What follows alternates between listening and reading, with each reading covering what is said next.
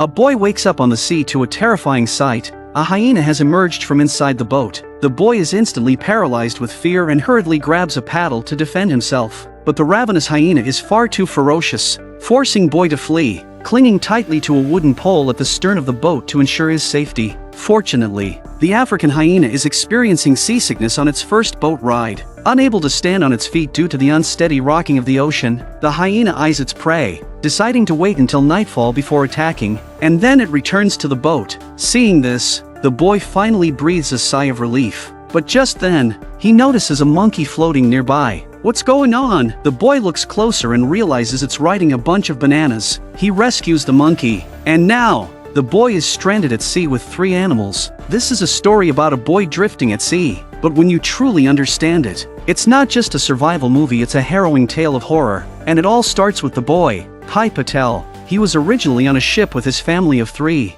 immigrating to Canada. But one night, as the ship was passing over the deepest part of the ocean, Pai was jolted awake by a loud noise, while his family continued to sleep. Curious, he went to the deck to check, only to find the ship being battered by waves and on the verge of capsizing. Pai found a crew member nearby and asked what was happening. Before he could get an answer, he was shoved into a lifeboat. Before Pai could react, a zebra suddenly jumped down onto the lifeboat.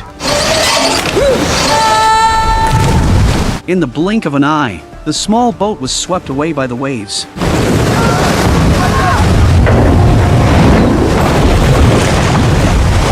Once Pai regained his footing, he saw that most of the ship had already sunk into the sea. At that moment, he noticed a figure in the distance. Pai quickly tossed a lifebuoy out, but as the figure drew closer, it turned out to be a tiger Richard Parker. The Richard leaped onto the small boat, and Pai, terrified, crawled to the stern, clinging to a wooden pole, surviving the night. At dawn, he noticed Richard was nowhere to be seen, leading to the scene at the beginning. Little did Pai know, Richard hadn't left. By nightfall, the hyena had fully adapted to the sea and its seasickness had subsided. Unable to reach Pai, it turned its attention to the injured zebra. Pai roared in protest but was powerless to stop the brutal scene. Only able to watch in horror, to avoid being killed by the hyena, Pai retreated to the stern once again, surviving another night. By the next day, Pai, utterly exhausted, accidentally fell into the sea. He quickly woke up, looking toward the bow to find the zebra already dead, but the monkey had somehow survived. Pai knew he couldn't just sit there any longer. Thinking of the weapons on board, he mustered his courage and, while the hyena wasn't looking, found a survival manual in a locker. He skimmed through it and then crafted a makeshift lifeboat according to the instructions. He planned to temporarily leave the boat with the monkey, but the hyenas suddenly rushed out. To protect Pai, the monkey engaged in a fierce battle with the hyena. It knocked the hyena down with a punch, and Pai couldn't help but cheer. Yes! But within seconds, the hyena had grabbed the monkey by the throat, killing it on the spot. Seeing this, Pai was furious. He wanted to avenge the monkey. Come on! Come on! Unexpectedly, Richard appeared and swiftly killed the hyena. Pai was instantly terrified and hurriedly pushed the lifeboat into the sea, then jumped off the small boat. Fortunately, Richard, the king of the jungle, was also hesitant to enter the water. Thus, Pai was temporarily safe on his lifeboat. Who knows how long passed before Pai, while Richard was asleep, sneaked back onto the boat and found several cans of food. He transferred some of the food to the raft. Starving, Pai immediately opened a biscuit and began eating. Despite the danger, at that moment, Pai discovered a rat on the boat, but its squeaks woke the sleeping Richard. Richard tried to eat Pai, but his clumsy movements prevented him from crossing over. Thinking he was safe, Pai suddenly saw Richard change tactics. In a moment of desperation, Pai grabbed the rat on him and threw it into Richard's mouth, then quickly jumped back onto the raft. Since there was still the zebra's carcass on the boat, Richard temporarily spared Pai. That night, Richard stood at the edge of the boat, staring intently at his prey. Pai burst into tears. If he stayed away from the boat, he couldn't get the food stored there. If he didn't leave, he'd eventually be eaten by the starving Richard. After a night of contemplation, Pai made a bold decision. He was going to tame Richard. Following the instructions from the manual, the first step was to choose a calm day, position the lifeboat against the wind, making it as stable and comfortable as possible, and then blow a whistle. The second step was to turn the boat sideways to the waves and keep blowing the whistle. This way, Richard would associate the sound with seasickness and discomfort, but the most crucial step was yet to come. Pi gathered his courage and urinated on the boat to mark his territory. You understand? But Richard didn't react. Instead, he seemed to mock Pi's actions. Even though these risky steps didn't work, Pi didn't give up. He even started sharing the fresh water he'd collected with Richard and tried using biscuits to fish. All this was done to ensure his survival, as Richard needed about 5 pounds of meat daily, and if he got too hungry, it attacked Pi. But despite days and nights of trying, Pi had no luck catching any fish. Finally, the thing Pi feared most happened. One day, Richard, unable to bear his hunger any longer, jumped into the sea. Pi was stunned with fear. The clumsy Richard can't catch a fish at all. Pi, watching from the side, couldn't help but laugh at his awkward attempts. But his laughter didn't last long because Richard soon set his sights on him and started swimming toward him. Terrified, Pi quickly pulled on the rope, jumped onto the small boat just before Richard could reach him, and then hoisted the raft onto the boat, leaving Richard stranded in the water. Richard was now like a lamb to the slaughter in the sea. Pi raised an axe, ready to end Richard's life. But just then, Richard suddenly acted cute. Never having killed before, Pi hesitated,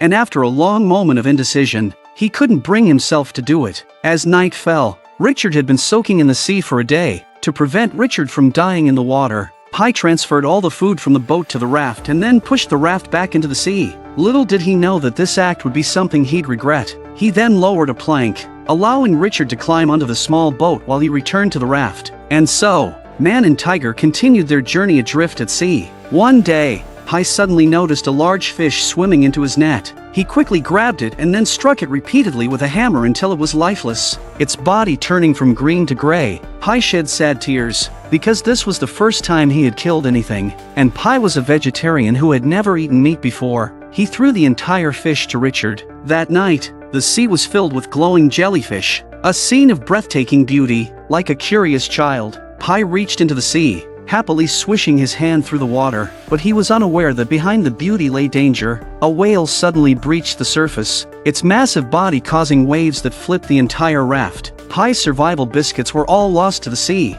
He regretted moving all the food to the raft, but it was too late. Hunger is a terrifying thing. It can completely change a person. Pi mustered his courage, climbed onto the small boat, and Richard, thinking his meal had arrived, prepared to attack. But then, a small fish suddenly slapped Pi in the face. As Man and Tiger were both momentarily stunned, a massive school of fish appeared, flying toward them. At that moment, a tuna suddenly jumped onto the boat. As Richard prepared to eat it, Pi knew he couldn't show weakness. He grabbed a stick and shoved it into Richard's mouth. Startled by Pi's fierce stance, Richard backed off and obediently ate the smaller fish that had landed on the boat. That night, after cleaning the tuna, Pi ate it voraciously. Having enough food wasn't enough. Pi knew that to survive, he had to tame Richard. So, he bravely climbed onto the small boat and started training Richard with the stick. No!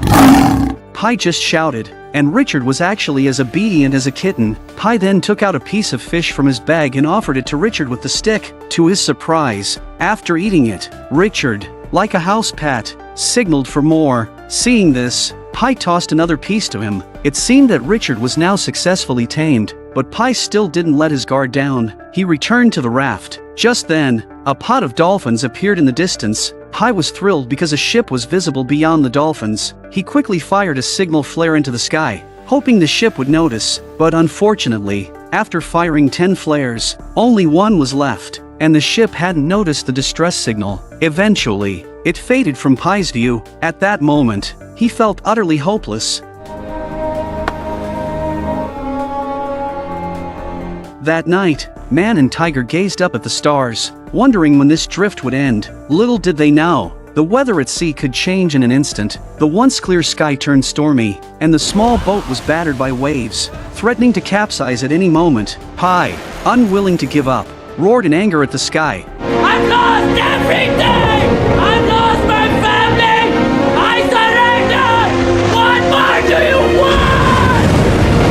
Man and Tiger huddled in the boat's cabin, hoping the storm would pass quickly. Who knows how long it lasted? But finally, the sea calmed, but their previously stored food had been washed away. A month later, Pi was a shadow of his former self. and Richard was on the brink of death. Pi desperately drank a mouthful of seawater, but it didn't quench his thirst. Seeing the weakened Richard before him, Pi poured all the remaining water into Richard's mouth. Pi then treated it like a companion, lovingly holding it in his arms. Pi shed tears of frustration. After more than 100 days adrift, they couldn't hold on any longer, but when Pi awoke, he found they had drifted to an island. He quickly climbed ashore and, seeing the green vegetation before him, began devouring it. Not caring if it was poisonous, he was simply too hungry. After filling his stomach, he ventured further into the island. When he emerged from the forest, Pi was stunned. The island was teeming with meerkats, and around them were several water pools. The exhausted Pi jumped in, joyfully swimming around. The feeling of surviving was incredible, and Richard was even more excited. The island was an endless buffet. Pi found a place to tie the necklace his girlfriend had given him. With abundant food on the island, he considered staying there, but a looming danger quickly changed Pi's mind. At sunset, the meerkats seemed to sense danger, all climbing into the trees to hide, while Richard returned to the small boat. At first, Pi didn't pay much attention and continued playing with the little animals, but in the middle of the night, he discovered that the fish in the pools had all floated to the surface, dead. Upon closer inspection, he realized that the sweet, drinkable water from the day had turned into highly corrosive acid by nightfall. Pi picked a glowing flower, and when he opened it, he found a human tooth inside. Pi realized the island wasn't safe for long-term habitation, and his suspicion was confirmed. Looking out into the distance, the island's shape resembled that of a reclining woman. The next day, Pi gathered a large amount of food and water, then blew his whistle. To his surprise, Richard actually came running at the sound, and so, man and tiger set off on their journey once more. After countless days and nights, Pi finally drifted ashore. He was so exhausted that he could no longer stand, but Richard seemed in much better shape, even stretching lazily before heading toward the jungle. But when reached the edge of the forest, Richard stopped. Pi thought Richard might turn around to look at him, to say goodbye in some way, but Richard didn't look back and disappeared into the jungle. When Pi was finally rescued, he cried like a child. After 223 days together, Pi had developed a deep bond with Richard, but Richard left his life without even a farewell.